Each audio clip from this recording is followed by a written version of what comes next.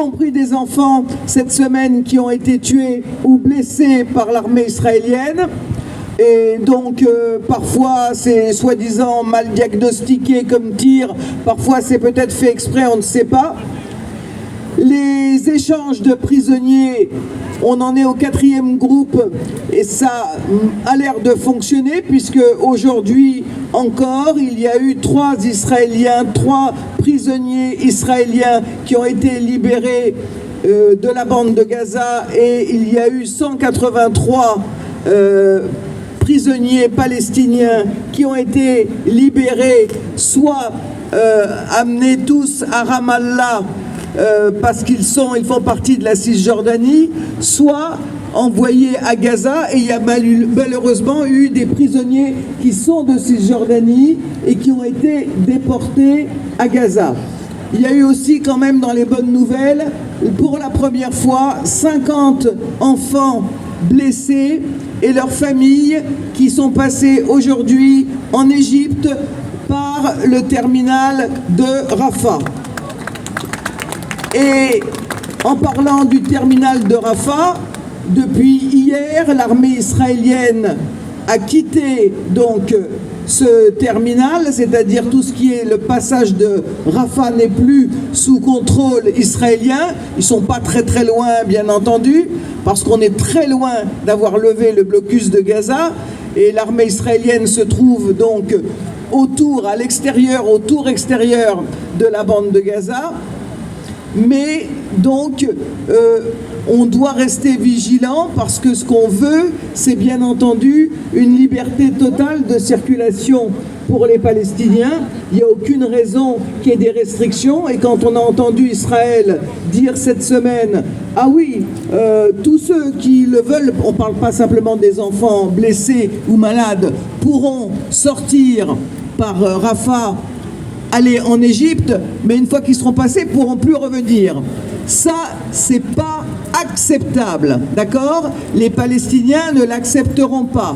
Il y a eu d'ailleurs des manifestations d'Égyptiens, du peuple égyptien, à la frontière de Rafah cette semaine pour dire il n'est pas question de déporter les Palestiniens.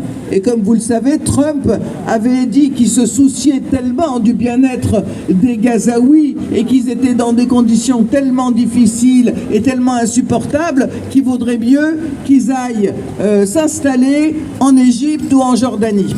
Et aussitôt, il y a eu bien entendu des réactions du peuple et bien entendu des gouvernements qui ne pouvaient pas faire autrement. Je parle des gouvernements égyptiens et jordaniens qui ont dit ben non, ils restent où ils sont, ils ne viendront pas dans notre pays, il n'y a aucune raison, leur pays c'est la Palestine. Donc, si vous voulez, on est dans ce rapport de force. On parlera tout à l'heure des échanges de prisonniers un petit peu plus en détail, parce que ça aussi, c'est quand même du grand folklore. Je ne sais pas si vous avez écouté, moi j'ai écouté France Info ce matin, et sur France Info, non seulement on ne parlait que des 3 Israéliens libérés pour s'en réjouir, mais pas seulement s'en réjouir, pour donner le détail sur leur biographie, pour faire parler leurs proches, etc. Et rien sur les 183 Palestiniens libérés, qui ils sont, comment ils étaient traités, dans quel état ils sortent, tout ça, il n'y avait absolument rien. En revanche, il y avait « Ah, mais on a été très choqués », enfin, la reprise de la propagande israélienne, on a été très choqués par la manière dont le Hamas a libéré les prisonniers israéliens précédents. C'était vraiment le chaos, comme s'ils avaient eu peur pour eux, alors que ce qu'ils n'ont pas aimé, c'est évident, les dirigeants israéliens, c'est que ces prisonniers israéliens, on les voit sourire et on les voit en bonne santé.